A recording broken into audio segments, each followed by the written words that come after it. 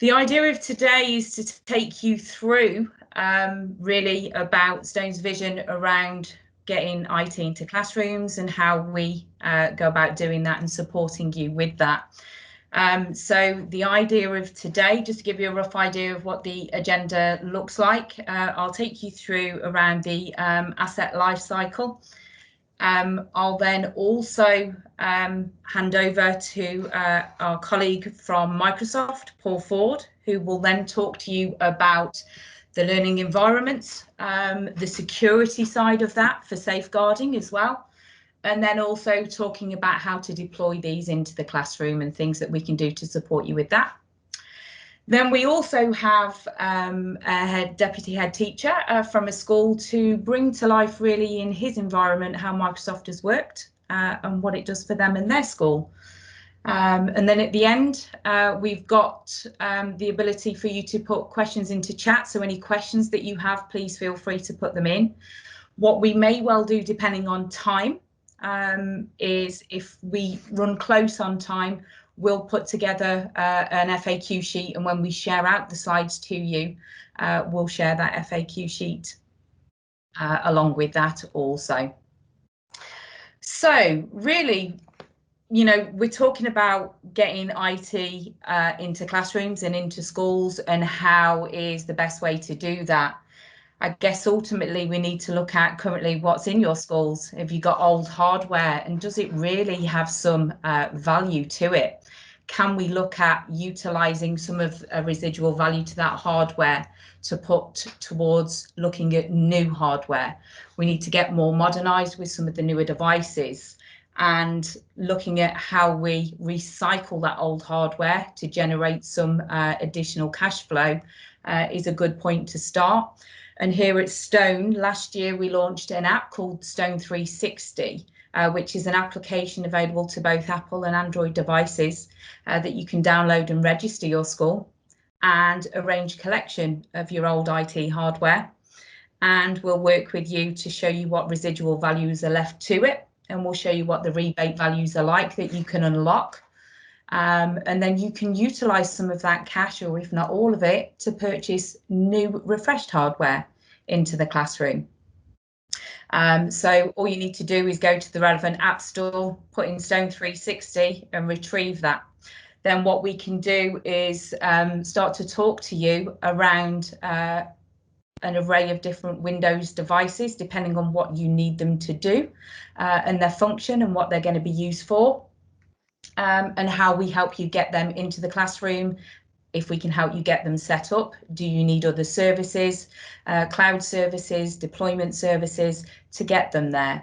So what I'd like to do at this point, before I talk you through that complete life cycle, is hand over to Paul from Microsoft, who's going to talk to you in a little bit more detail around these devices and how we get them in there. So Paul, if you would like to present.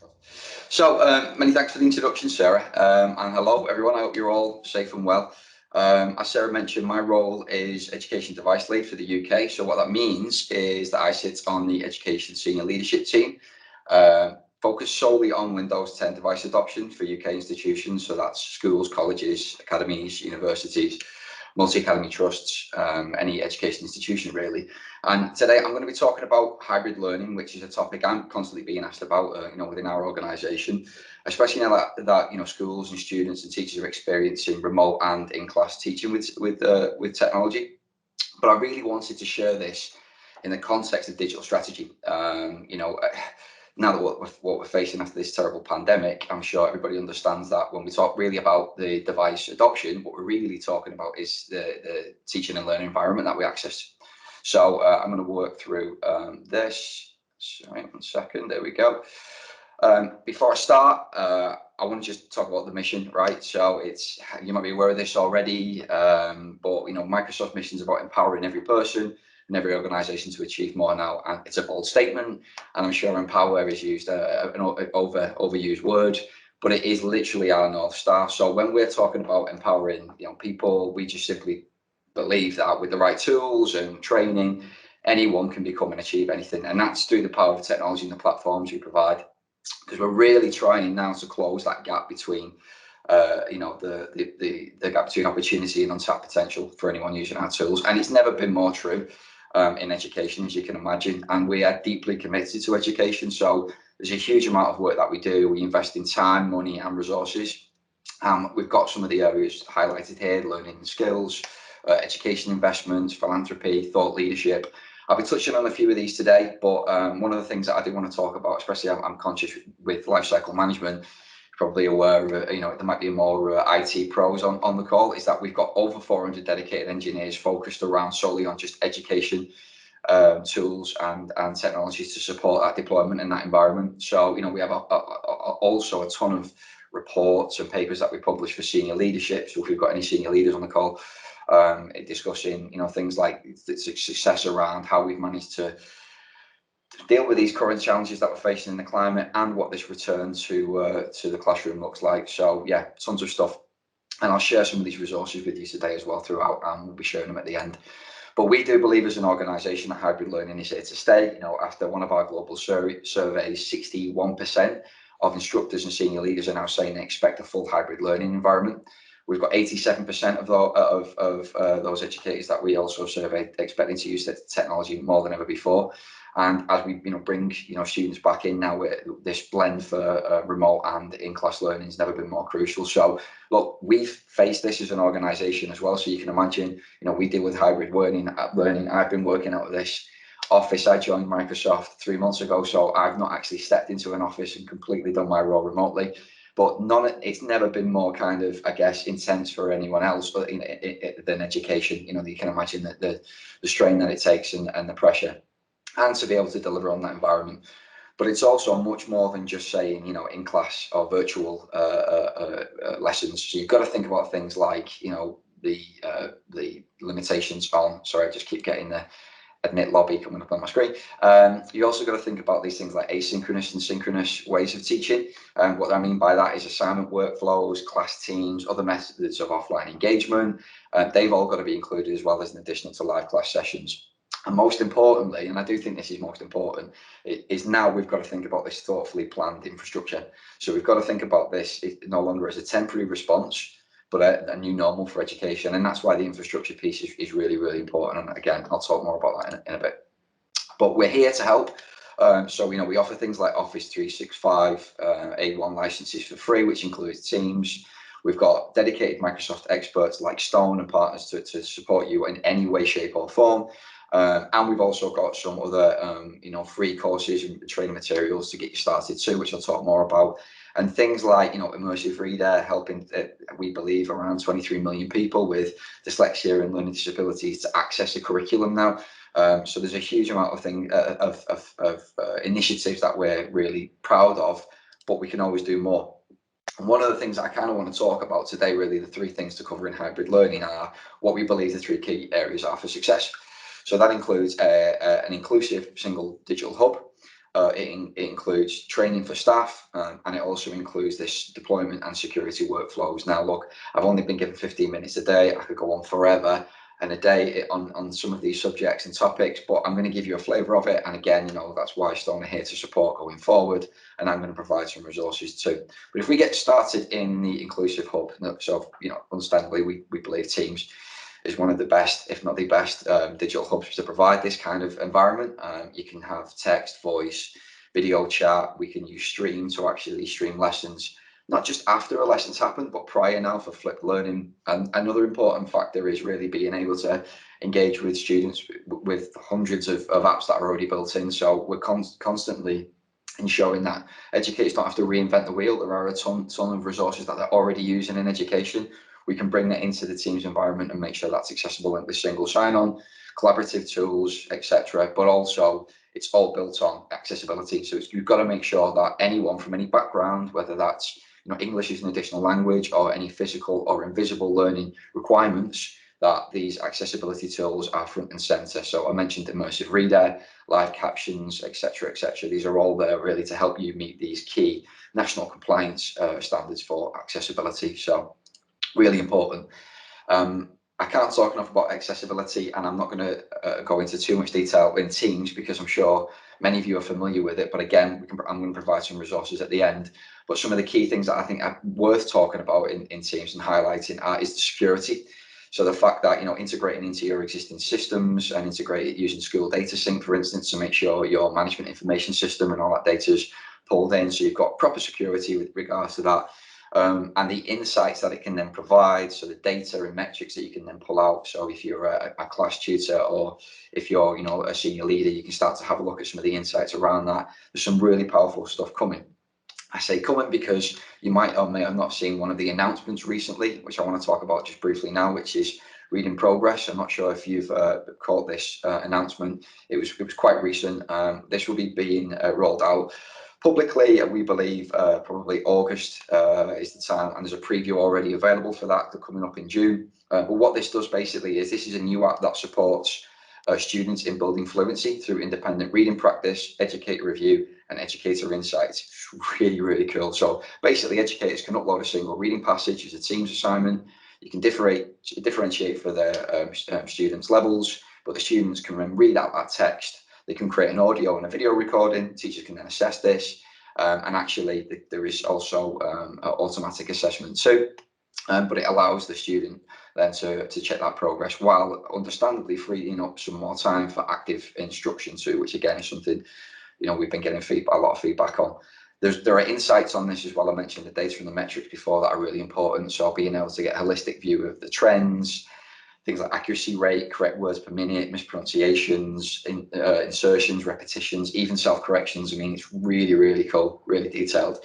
But really, it's also about making sure that that instructor can then have a look at insight from either a student level or an entire class too. So, as I said, this is a new feature and a new app coming to Teams. The public beta will be alive I think in June, and I'm hopefully going to be releasing that in July and August. So again, you know, that digital hub is hopefully better than ever for you. Now, another part of this, as I mentioned before, there are 3 parts to this hybrid learning, is making sure then we've got that readiness back to school. So we know that some educators are already ready for this. So we've already got some educators, sorry, I'll just get back there. We've already got some educators who are building, you know, tracking assessments, they're building rubrics for assignments, they're even using no-code apps, that kind of thing. But if they're not there yet, and there are many out there that aren't there yet, then we have partners like Storm who can provide that training and support, that in-class support or remote support as it stands. And then also making sure then we can share with you some of those free self-service tools that we've got as well. So I'll share some of them in a second.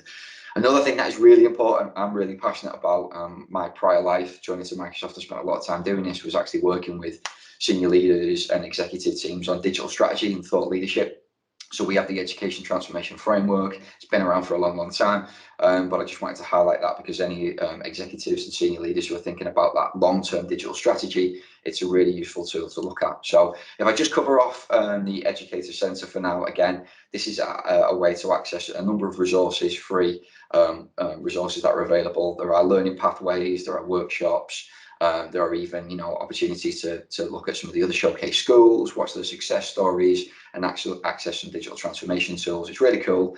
Again, I'll share this link at the end, but it also breaks it down by the role type, which I think is really important. So whether you're a higher education, an educator, technical, or school leaders, there's an opportunity to have a look at some resources specific for you, which is great. On the school leader front, there is a really great resource, as I mentioned, in regards to digital strategy. So for those school leaders out there, whether you are, you know, IT school leader, whether you're in the driving policy, head teacher, CEO, CFO, finance, whatever it is, the transformation framework is something that I would highly recommend. So this is, again, long-term digital strategy. This is all about trying to build a long-term strategy built from the insights we found from literally hundreds of educators across the globe. So this is an extensive framework. I'm working with a number of institutions right now on this, particularly at multi-academy trust level. In fact, they're building the digital strategy around this so that when new schools come into the trust, they can provide them with a framework to support them, get them on board and get them up to the level that they want as an organisation. But there are 4 parts of this. So you've got leadership and policy, teaching and learning, student and school success, and the critical one, which I'm going to talk about today, which is the intelligent environments. So again, feel free that link there, which I'll share with you at the end, aka.ms/ETF, is there to get you access to the framework. You can go on and have a look at that, and again, Storm's there to support too. But I just want to touch on some of that intelligent framework, which is hybrid learning, and in particular the safety, security and management, because look, often, you know, IT, the unsung heroes of, sometimes in some cases, unsung heroes of an organisation where they've been providing this huge amount of infrastructure and resource behind the scenes. It's really important now to bring that to the forefront and bring that and build that as part of that environment. So, you know, there are many things. I don't know if you're aware that Teams is built upon like 90 different certifications for security and compliance. So there's a huge amount of security measures that we put in place. Comprehensive security features, advanced threat protection, data loss, all that kind of stuff. These are the things that are coming to the fore when we think now about a hybrid learning environment and a digital environment going forward. And I want to just touch on a few things on this, because in particular, you know, these are the things that school IT device management are requesting, rightly so. You know, we've got more challenges, but we've got fewer resources. So we need to simplify that management. We need to look at shared devices, one-to-one, bring your own device. It's got to be easy to manage. We've got to make sure it's affordable. And one thing that I would touch upon that probably hasn't always been put to the forefront, but it's certainly coming to the forefront now, is zero-touch deployment. As you can imagine, the current climate that we've been in and the crisis that we faced, being able to deploy devices where we can get them sent remotely, either to a school so they can be picked up by a student or a parent or a teacher. They can just sign in with their details, or for a student, sign in with their username and a PIN code, and then automatically log them on, bring all of that app policy down, bring all of the security settings, and just get it working within 10, 12 minutes. That's been a really powerful tool. So, you know, on that, this is really how we talk about device management lifecycle in Microsoft through Intune. And Intune is our preferred, our way of deploying these devices. So just a really quick whistle stop tour on this, and again, I'll share a ton of resources that take you through this in much more detail, but the ability to enroll devices really quickly through bulk enrollment and provision those users, because again, as I mentioned before, you can connect your school management system using school data sync to these systems to be able to just set up all your users, your teachers, your students, your year groups, all done automatically. Really, really great, and provision that. Then you can then focus on just concentrate on getting the settings right and the app policies and the security measures, make sure that safeguarding is in place. You can hand those devices out knowing they're completely secure, and then you can continue to manage that fleet of devices remotely. You can also manage devices on premise as well. So if you do have on-premise devices, you can manage that all through a single point. There are certain things that you need to set up to have a look at that, but again, all of that information is included in that in the information I'm going to be sharing. But being able to manage on that, look at your inventory, check those settings to make sure, you know, things aren't being messed with inappropriately. Keep an eye on that security measures, perform those remote tasks, and then at the end of it, you know, as Storm mentioned, if you've got those devices and you want to retire, you've got a really easy way of wiping that school data, make sure it's completely compliant, and then get ready for factory reset, and, you know, whatever you're going to do with those devices, you can do with the safety and knowledge that, you know, it's been done properly. What that means really is, you know, you've got this much easier way of shared device management as well. So, you know, applying policies, installing the right apps and security measures, even things like wallpaper, start menu, and a number of organizations, as you can imagine, now asking about being able to take a test online. Can we just make sure then that it's locked into a secure URL so they can't go anywhere else for any high stakes testing? But all of this is available through that system, which is incredible, really. And look, don't just take my word for it. You know, there are many organisations who can talk about that.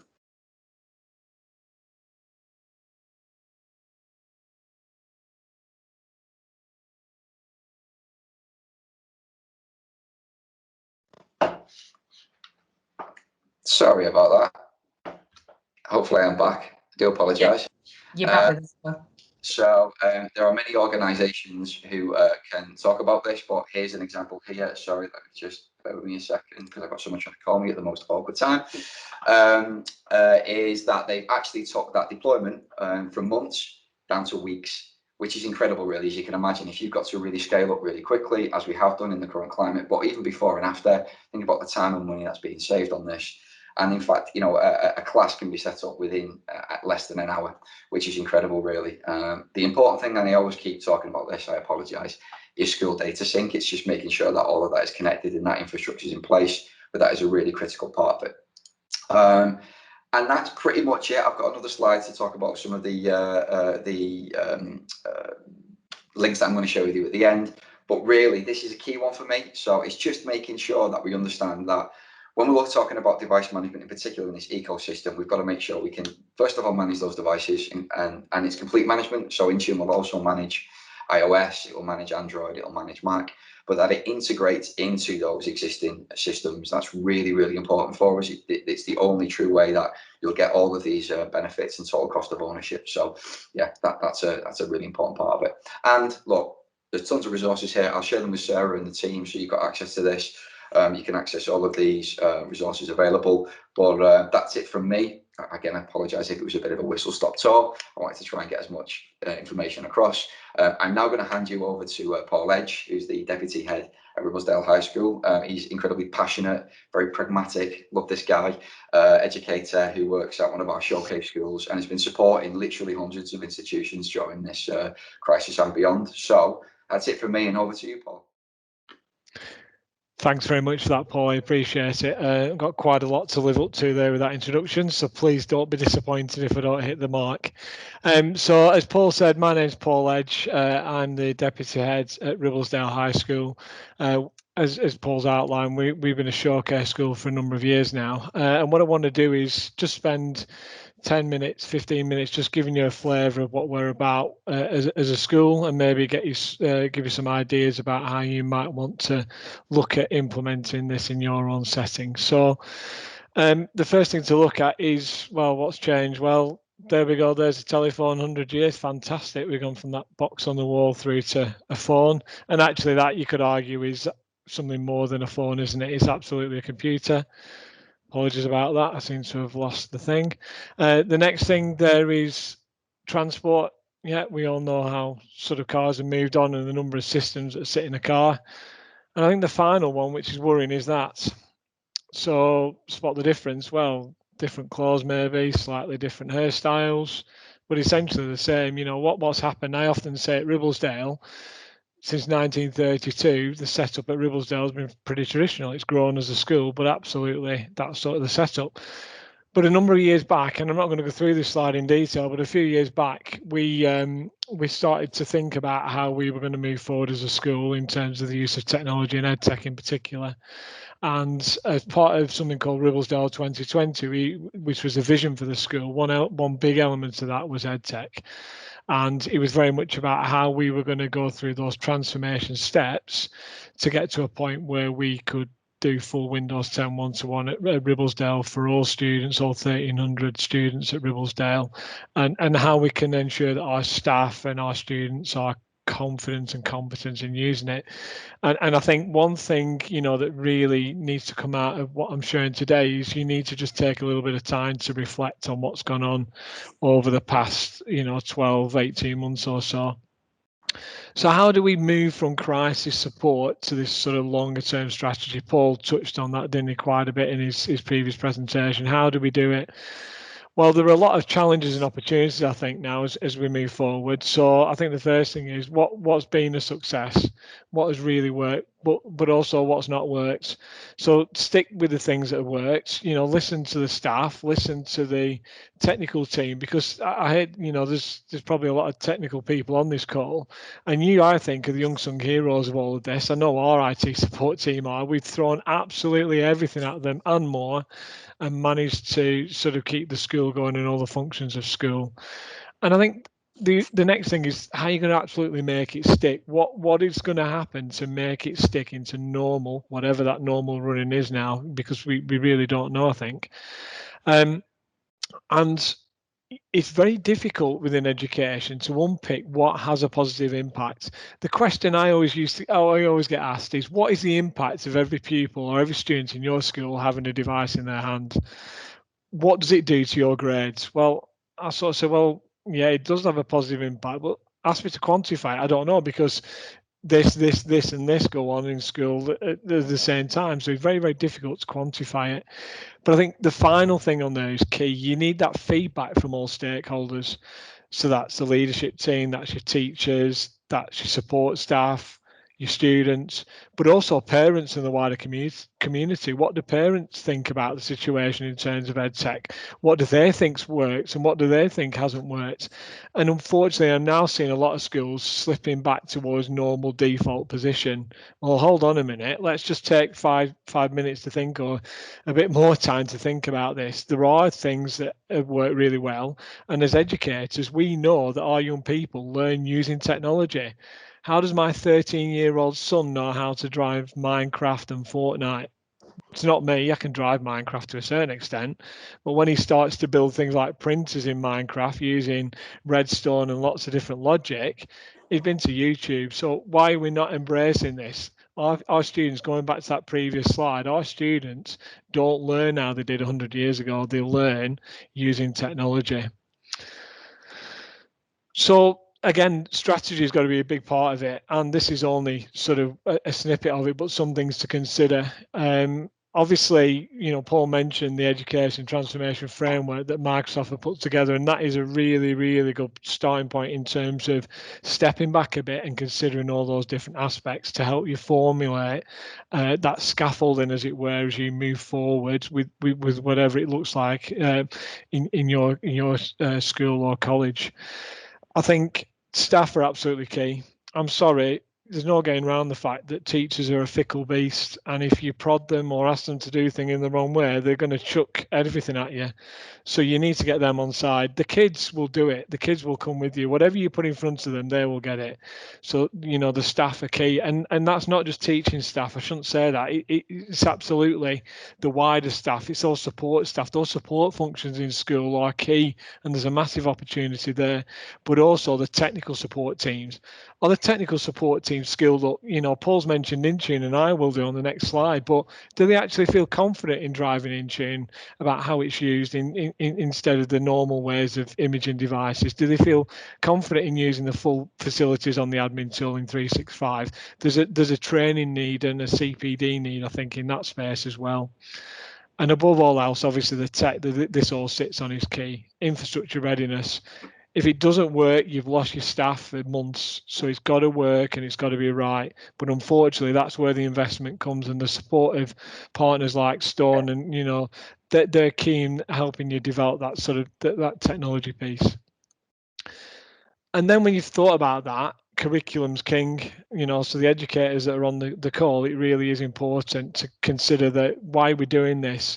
And the ed tech and the use of technology has got to be woven into that curriculum delivery. It's part of the fabric of what you do within the school. And I'm not saying you're going to get there straight away, but try to pilot in certain areas. How are you going to sort of make it stick? How are you going to, you know, drive those skills across all areas of the curriculum? For us at Ribblesdale, it's not just about the outcomes, it's about those wider skills. It's those digital skills for the future, it's employability skills. They're not just digitally aware, they're actually digitally competent citizens. And lots of our kids are digitally aware, but have no clue how to do it in a confident and competent way. So in terms of sort of devices at Ribblesdale, now at Ribblesdale, after sort of that plan on that slide that I shared a few slides ago, we have a one-to-one device for all, and that's parental supported, you know, and through the support of our parents and using things like PP monies to subsidise certain elements, that allows us to put a device in every student's hand, and it allows them to create and consume that content. It is a normal way of working for our young people. We're not paperless. Paper's got a place, and that it's a very much a hybrid environment. That word seems to be the word of the month at the moment, hybrid working. And it allows you, though, if you've got that device in those students' hands, is to flex from one way of working to another. Autopilot to set it up at the start. So if you're doing your big bulk order, then you can use autopilot and get the partners like Stone to sort all that out for you. And it's very, very good because it means that our technicians can focus on all the other 1,001 jobs that are going on within school on a daily basis and not having to image and configure devices individually. Intune for education is key, and it's management of devices both on and off campus. You know, these devices are the young people's to use at home as a home device as well as an in-school device. and it's absolutely key that we've got full control.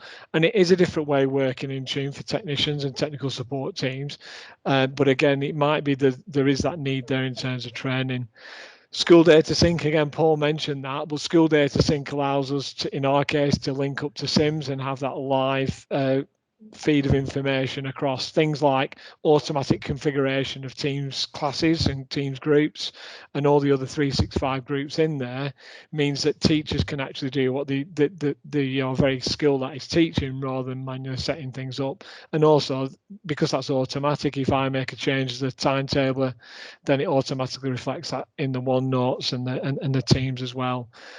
And at the bottom there, and I know I'm on a partner call here, but it is, you can't do this without support. You know, we're experts around education, but at some points, even some people, the best network managers, need a sounding board, need that little bit of support to make sure they're going in the right direction. And even at Ribblesdale, you know, we rely on outside support from a technical perspective to make sure we're going in the right direction. As Paul said, I could talk all night about various aspects, but I'm not going to. So I'll hand back now to Sarah. But if anyone wants to reach out, Sarah's got my contact details, so feel free to do that. Thank you very much. So really going back then to what has been discussed from both Pauls really, is that we as a partner that work with Microsoft can supply you a number of Windows 10 devices depending on your needs and requirements, and work with you as to how you get those into the classroom. We're able then obviously to look at that hardware and understand how it needs to be set up and what needs to happen to do that. Part of that is the financing of the devices. So whether you look at purchasing the devices yourself, or whether you want to look at implementing a one-to-one scheme. And on that note, as an organisation, we're running another webinar on the 26th of May solely around one-to-one schemes. So if that's something that you are interested in learning more about and talking to us about, there will be some marketing around that webinar for the 26th. But you may also try looking at, bring your own device as well. But there is a lot of different ways that we as the partner can support you in doing that. But then also, it's not just about the device, is it? As Paul said, it's around looking at how they're going to be utilised and what other services need to go on them, how we implement them, whether we use Intune, whether we use Azure. It's looking at all those extra services that can help you be effective. And also, as Paul's just said from Ribblesdale, it's about how you deploy and manage the devices, keeping them secure, and making sure you, as as an IT team, can keep the devices safe. And then from managed service and support, yes, we have quite a wealth of knowledge within our organisation to help you manage the devices, help train staff, help train your team, and I think, as Paul just said, be a sounding board to try and figure out what it is you want to do. We are here to work with you and help you deliver what you want to achieve. But the most important thing in all of it is around keeping the students, the end users, safe. So making sure that those devices are safe, not just whilst they're in school, but also while they're at home. As Paul said, in his school, the devices are used at home. So making sure that with the services available from Microsoft, that we can ensure that that happens. And then, as we've said, the training is the most crucial thing. It's great being able to have all of this technology available, but for it to work, we do need to support the teachers. I think, the point made around students will just follow. I think that's very true, but teachers do need support and making sure that they can use this new technology. It can be a massive, massive benefit in today's modern world, and we are perfectly placed to try and work with schools, help the teachers and utilise the technology available. And it all comes back really right back round to what I covered right at the start, which was around that Stone 360. A recent conversation with the school was, let's start looking at what you've got now. What age is it? Is it still fit for its purpose? Or do we really need to start looking at new devices? Is there any value left in that?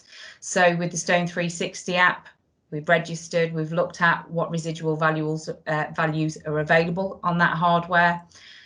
That school is going to recycle that hardware and utilise that cash to co-fund some of the new devices that they're bringing in. But also the added benefit is that they're helping to combat that e-waste. We will recycle those devices, repurpose where necessary, or recycle fully without any of it going into landfill. So it really does show you sort of the complete cycle of how to get IT into a classroom and how we as a partner can work with you and help you along that journey. So if you have any questions, I noticed that there's none cropped up in the chat. But what we'd like to do is if you do have any questions, feel free to pop them in and we will produce a question and answer sheet that we will share with these slides after today's session.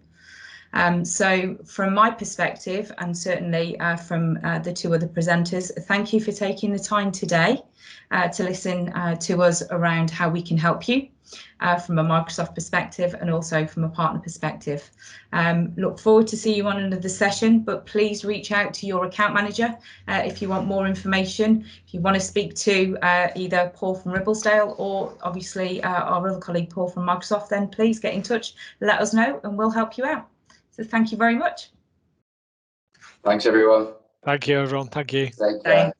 Bye-bye. Bye.